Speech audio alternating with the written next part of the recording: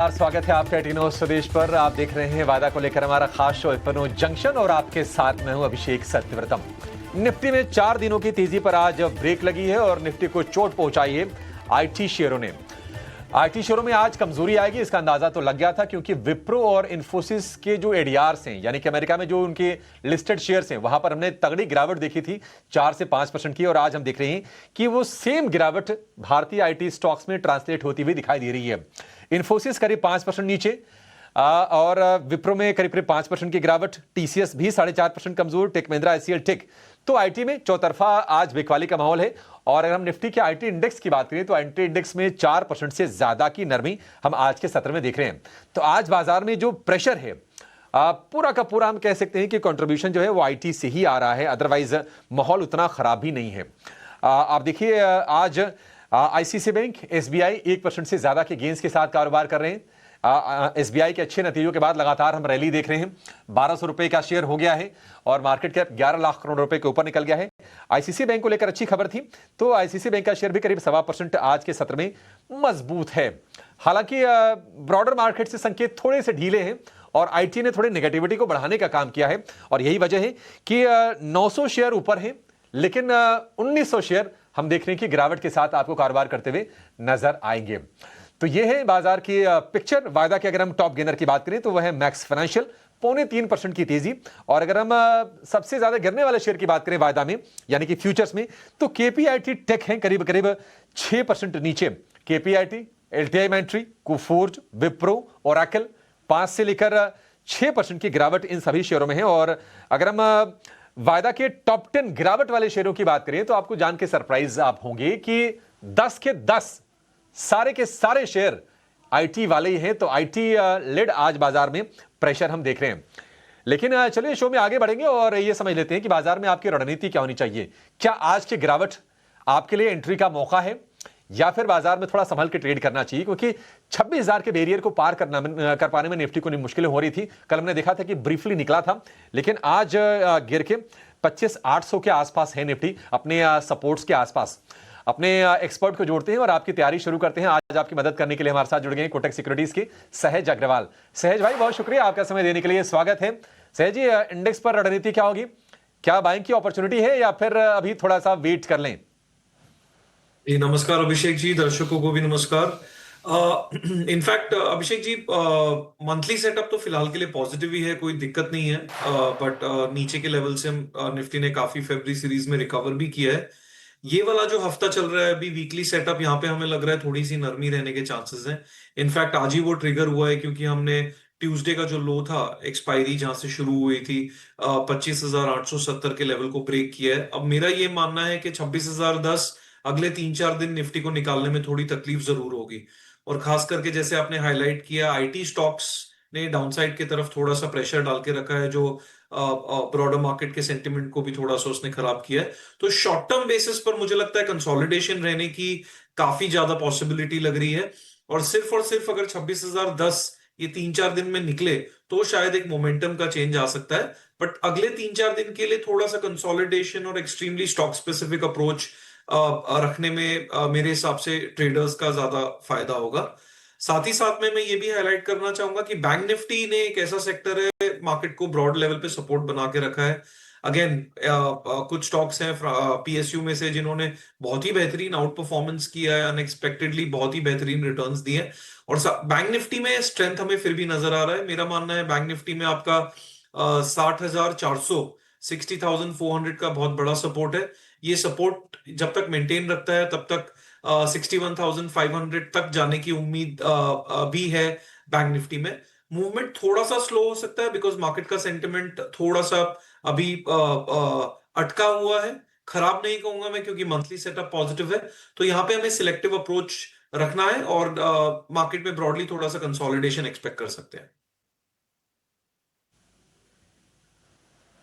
ठीक है, ब्रॉडली थोड़ा सा कंसोलिडेशन हो सकता है और थोड़े से ना एक रेंज में अटके हुए हैं। अगर आप निफ्टी बैंक को देखेंगे तो निफ्टी बैंक 60,000 के बेस पर आज जो रेंज रही है वो 200 अंकों से भी कम की रही है।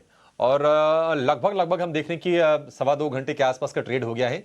लेकिन बाजार में ये जो सुस्ती है वो छट नहीं रही है और आईटी शेयरों ने पूरा का पूरा मूड खराब करके रखा है। अगर आप स्मॉल कैप और मिड कैप इंडेक्स को देखेंगे तो वहां पर हम देख रहे हैं कि मिड कैप इंडेक्स करीब 0.25% नीचे है और स्मॉल कैप इंडेक्स की बात करें तो गिरावट लगभग 1% के आसपास की है। और आईटी के अलावा जो शेयर बाजार का मूड खराब करने काम कर रहे हैं, हम देख रहे हैं कि रियल एस्टेट हो गया, ऑयल एंड गैस हो गया, एफएमसीजी, ये कुछ शेयर्स हैं जहां से प्रेशर है। हल्का फुल्का सपोर्ट हम देख रहे हैं कि मेटल, ऑटो, बैंकिंग, फाइनेंशियल में आज के सत्र में सिलेक्टिव बाइंग हो रही है। लेकिन आपको बाइंग कहां पर करनी है ये भी जान लेते हैं। सहज जी बताइए, आपने कौन से स्टॉक्स चुने आज के लिए?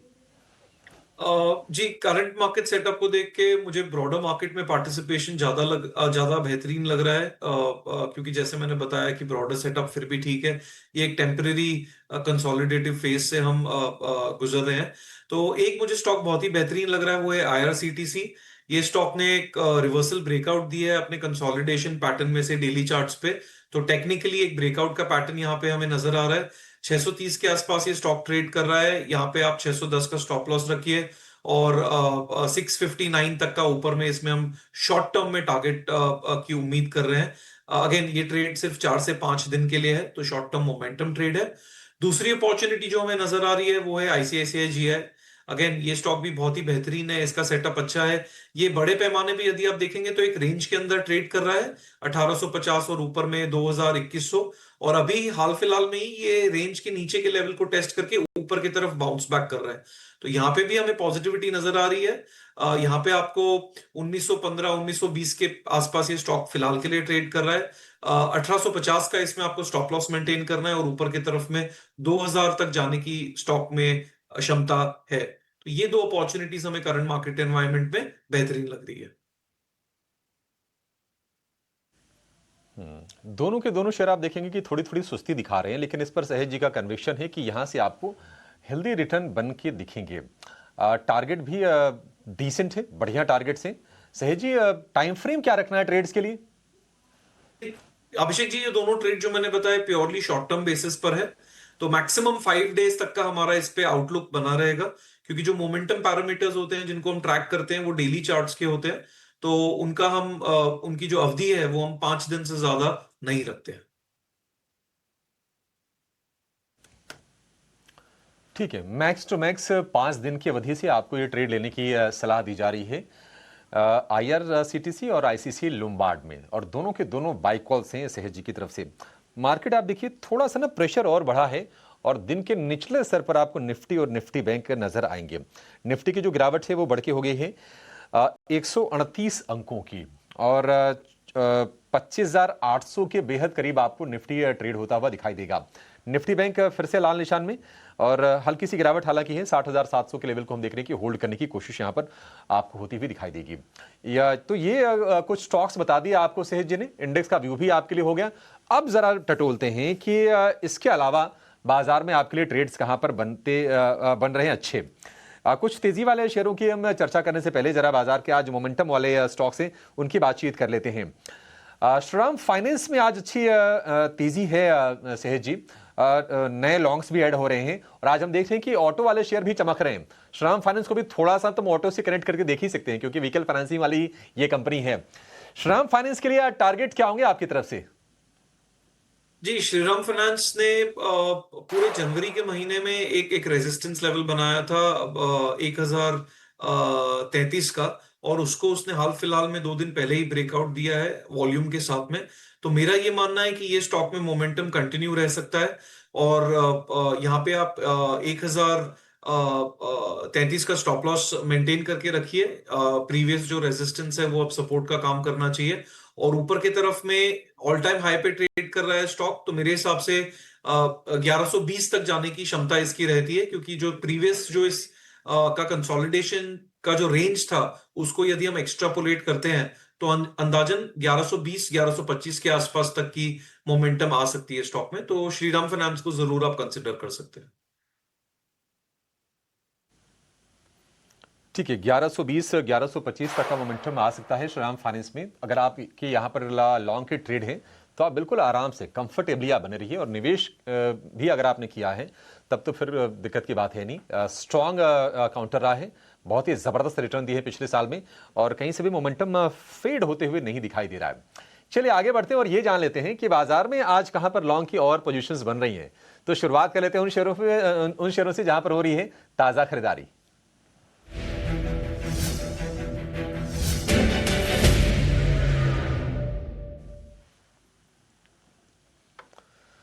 तो ताज़ा अगर हम खरीदारी की बात करें तो हम देख रहे हैं कि अभी हमने श्रीराम फाइनेंस की चर्चा तो कर ली, और इसके अलावा अशोक लेलैंड में आज हम मूव अच्छा देख रहे हैं। अशोक लेलैंड हमारे एक्सपर्ट्स के रडार पर आया भी था, और आज फिर से हम देख रहे हैं कि ये शेयर 210 रुपए के अब ऊपर जाकर कारोबार कर रहा है। ओपन इंटरेस्ट में करीब 1% के आसपास का इजाफा है। BHEL ऐसा लग रहा है कि जो डिसरप्शन आया OFS डिस्काउंट पर आने के चलते शायद वो पूरा हो गया है, और यहां से शायद शेयर आपको रिकवर होता हुआ दिखाई दे। तो ये कुछ शेयर है जहां पर हम देख रहे हैं कि लॉन्ग ऐड हो रहे हैं। एक और कंपनी के बारे में हम आगे राय ले लेंगे, वो है हडको का। क्या हडको यहां से चलने के लिए तैयार है? थोड़ा सा ना परेशान करता है ये, 200 रुपए के ऊपर जाकर स्ट्रेंथ दिखाता है, लेकिन 200 रुपए के नीचे आने के बाद मामला इसका ढीला हो जाता है। इनमें से कोई शेयर आपके रडार पर सर, क्या राय होगी आपकी?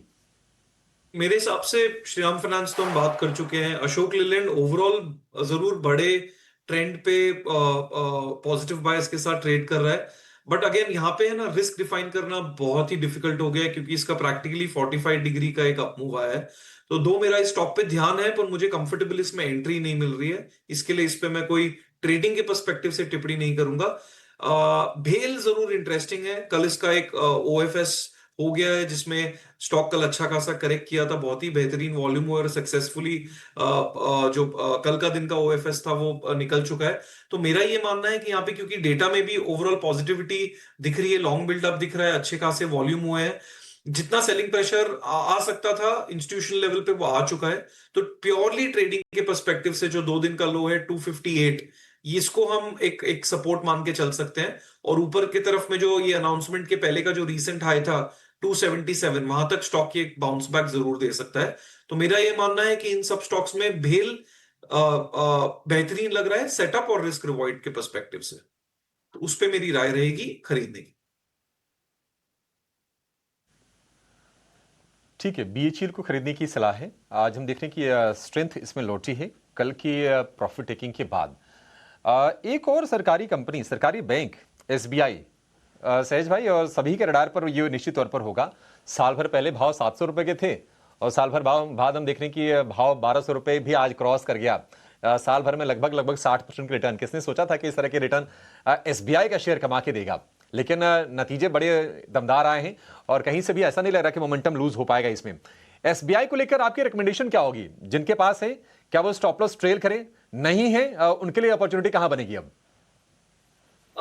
जी अगेन, रिजल्ट के पहले भी इस पे ध्यान हमारा पॉजिटिव का ही था, और रिजल्ट बहुत ही बेहतरीन आया, जिसके वजह से स्टॉक ने इतना मोमेंटम पिकअप किया है। अगेन, जिस हिसाब से इसकी रैली है, यदि मैं पिछले 10 दिन की ट्रेडिंग डेज की बात करता हूं, तो 1000 के नीचे का लो है और अभी 1200 चल रहा है। तो अगेन एंट्री थोड़ी सी टैक्टिकल है यहाँ पे। बहुत ज्यादा एग्रेसिव स्टांस हो जाएगा यदि हम यहाँ पे फ्रेश लॉन्ग इनिशिएट करते हैं। तो इसके लिए मैं अपनी राय यहाँ पे थोड़ा सा रिजर्व करके रखूंगा, पर मैं ये जरूर कहूंगा कि पोजिशनल पर्सपेक्टिव से स्टॉक जरूर पॉजिटिव बायस के साथ पोजिशनली लॉन्ग ही लग रहा है। इन्वेस्टर्स भी इसको जरूर होल्ड करके रख सकते हैं। ट्रेडिंग के लिए थोड़ा सा टैक्टिकल है, तो कोई करेक्शन आता है तो उसमें एंट्री ज्यादा कंफर्टेबल रहेगी। फिलहाल ये भाव पे मैं थोड़ा ट्रेडिंग पर्सपेक्टिव से अवॉइड ही करना चाहता हूं फ्रेश लॉन्ग पोजिशंस। ठीक है, SBI को लेकर ये व्यू हो गया। चलिए अब वो शेयर लेकर आते हैं जहां पर हम देख रहे हैं कि शॉर्ट कवरिंग मूव आ रहा है। शॉर्ट कवरिंग यानी कि मंदी की जो पोजीशंस बन रही थी पहले, अब वो कटती हुई दिखाई दे रही हैं। जाइडस लाइफ हालांकि शेयर थोड़ा वोलेटाइल रहा है ये, लेकिन आज देखिए 2% के आसपास के मूव इसमें है। मणप्पुरम फाइनेंस में आज तीसरे या चौथे सत्र में तेजी होगी। हमने देखा था कि गोल्ड सिल्वर के प्राइसेस में ऊपरी स्तरों से जब गिरावट आई थी, तो ये मणप्पुरम फाइनेंस में भी थोड़ी नरमी आई थी, लेकिन फिर से ये मोमेंटम में लग रहा है। मंदी के सौदे कट रहे हैं। नैल्को, कमिंस, कुछ और ऐसे शेयर हैं जहां पर हमने देखा था कि ऊपरी स्तरों से थोड़ी सी प्रॉफिट टेकिंग आई थी। जाइडस लाइफ से शुरुआत भी कर लेते हैं, क्योंकि हमने देखा था कि नंबर इनके काफी तगड़े आए थे। रेवेन्यू के फ्रंट पर या फिर एबिडा परफॉर्मेंस की बात करें, यानी कामकाजी मुनाफा, दोनों में लगभग 30% के आसपास की बढ़ोतरी हुई थी। शेयर लेकिन बहुत ज्यादा वोलेटाइल ये रहा है, एक रेंज में भी रहा है जाइडस लाइफ में कोई ट्रेड बनना है यहां से सहज जी? जाइडस लाइफ में जरूर यहाँ पे ट्रेड बढ़ रहा है। इनफैक्ट शॉर्ट कवरिंग के जितने भी आपने स्टॉक्स हाईलाइट किए, उनमें से जाइडस लाइफ मेरे हिसाब से रिलेटिवली बेस्ट अपॉर्चुनिटी फिलहाल के लिए समझ में आ रही है। इसने अपना बॉटमिंग एक एक किया है 880 के आसपास का, और अभी 2-3 दिन में इसने थोड़ी सी अप मूवमेंट दी है ऊपर की तरफ में। मेरा ये मानना है 880 के सपोर्ट के साथ इसको हम जरूर लॉन्ग कर सकते हैं, और ऊपर की तरफ में इसका एक वीकली रेजिस्टेंस हमें जो नजर आ रहा है वो फिलहाल आ रहा है 975 975 के आसपास का। अगेन फार्मा एक रिलेटिवली डिफेंसिव प्ले है। यूजुअली जब मार्केट ऐसी परिस्थिति में होता है तो फार्मा का पार्टिसिपेशन से सपोर्ट जरूर मिलता है। तो जाइडस लाइफ आप 880 के स्टॉप लॉस के साथ ऊपर में 975 के लिए लॉन्ग जरूर कर सकते हैं। अगेन ये एक ट्रेडिंग बेट है, बिकॉज इसमें जो ओवरऑल इसका लंबे अवधि का जो ट्रेंड है वो भी कंसोलिडेटिव है, इसने मोमेंटम पिकअप नहीं किया है। इसके लिए इसको प्योर ट्रेडिंग पर्सपेक्टिव से आप अभी बाय जरूर कर सकते हैं, जो मैंने लेवल्स आपके साथ शेयर किए उसके बेसिस पर। ठीक है, जायडस लाइफ को लेकर ये व्यू हो गया। मणप्पुरम फाइनेंस की बात करें तो हमने देखा था कि बजट के अराउंड ये शेयर गिर के आ गया था 350 रुपए के आसपास। हालांकि वहां से एक स्मार्ट पुलबैक फिर से आया है मणप्पुरम फाइनेंस में, स्ट्रेंथ लौटी है और 310 रुपए के आसपास के प्राइसेस हैं। इसमें कोई ट्रेड लेना चाहिए या फिर थोड़ा रिस्की ट्रेड होगा अगर लेते भी हैं तो? थोड़ा रिस्की ट्रेड होगा अभिषेक जी, क्योंकि यदि आप इसको देखेंगे ना तो ये स्टॉक आपका एक रेंज में है 250 260, और ऊपर की तरफ में 310 तक जाता है, वहां पे नहीं सस्टेन करके नीचे आता है। तो रेंज के निचले स्तर पे यदि मिलता है तो फिर भी एक अपॉर्चुनिटी अच्छी बनेगी। ये भाव पे मुझे थोड़ा डिस्कम्फर्ट है। अगेन इन्वेस्टर्स जरूर होल्ड कर सकते हैं, ट्रेडर्स को एक बेहतरीन एंट्री पॉइंट के लिए वेट करना चाहिए। तो ये ध्यान बनेगा मनप्पुरम फाइनेंस पे। ठीक है, इन्वेस्टिंग के लिए ठीक है, ट्रेडिंग के लिए थोड़ा सा वेट कर लीजिए मणप्पुरम फाइनेंस में। तो ये कुछ तेजी के सौदे होंगे और पैसे आपके बन जाएंगे। हम चेक भी कर लेंगे आगे कि किस तरह के रिटर्न रहते हैं।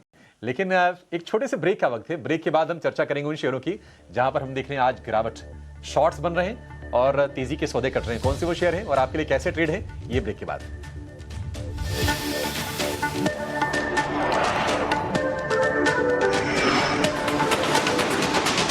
बाद आपका स्वागत है। एफएनओ जंक्शन देख रहे हैं आप और बाजार में हम देख रहे हैं कि कमजोरी है। आईटी शेयरों में कह सकते हैं कि कोहराम मचा है और इसी के चलते निफ्टी दिन के निचले स्तर पर 25,800 के पास है। गिरावट अब लगभग 150 अंकों के आसपास की हो गई है। लेकिन शो में आगे बढ़ते हैं, कुछ मंदी के ट्रेड समझते हैं और उन शेयरों को लेकर आएंगे स्क्रीन पर जहां पर आज हो रही है ताजा बिकवाली।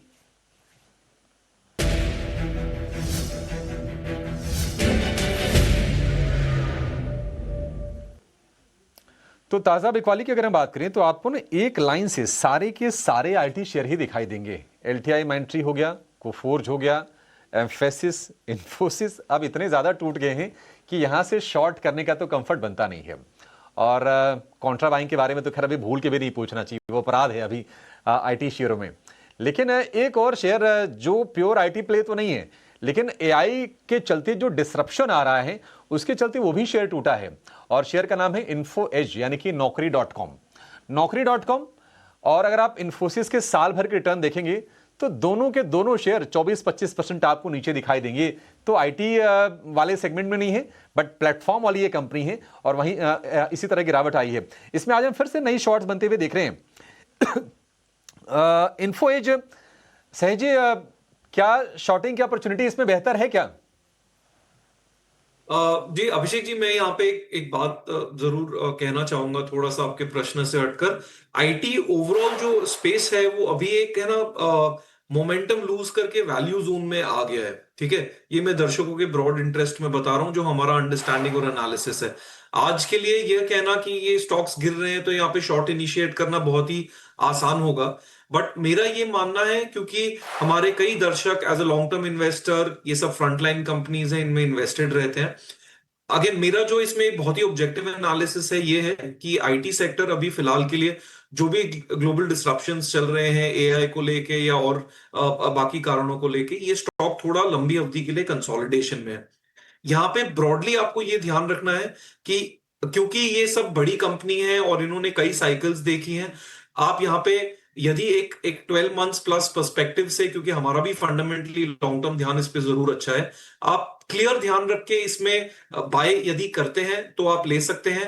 एवरेजिंग के लिए आपको वेट करना चाहिए, क्योंकि इनमें अभी momentum, short term buildup, positivity आने में थोड़ा समय लगेगा। शॉर्ट टर्म की ट्रेडिंग अपॉर्चुनिटीज इसमें जरूर आती जाती रहेंगी, बट ब्रॉडली आई थिंक यहाँ पे आपको समय, पेशेंस और इन कंपनीज के मैनेजमेंट में बिलीफ यदि है तो इनको होल्ड करके रख सकते हैं, और लॉन्ग टर्म के लिए इनको आप धीरे धीरे अक्यूमुलेट भी कर सकते हैं। बट इमीडिएटली अगर आप इसमें ये एक्सपेक्ट करते हैं कि बहुत जोर से बाउंस बैक आ जाएगा, मेरा ये मानना है कि उस चीज को समय लग सकता है, क्योंकि ओवरऑल सेक्टर का आउटलुक ही थोड़ा सा नेगेटिवली स्क्यूड है शॉर्ट टर्म के लिए। तो ये ब्रॉड बात हो गई। बाकी प्योर एकदम ट्रेडिंग की यदि बात करें तो आई थिंक आपने अच्छा स्टॉक एक आइडेंटिफाई किया है, नौकरी, जिसका प्रीवियस बॉटम भी इसी लेवल के आसपास का था, 1140 के आसपास का, जो इसने अप्रैल 2025 के महीने में बनाया था।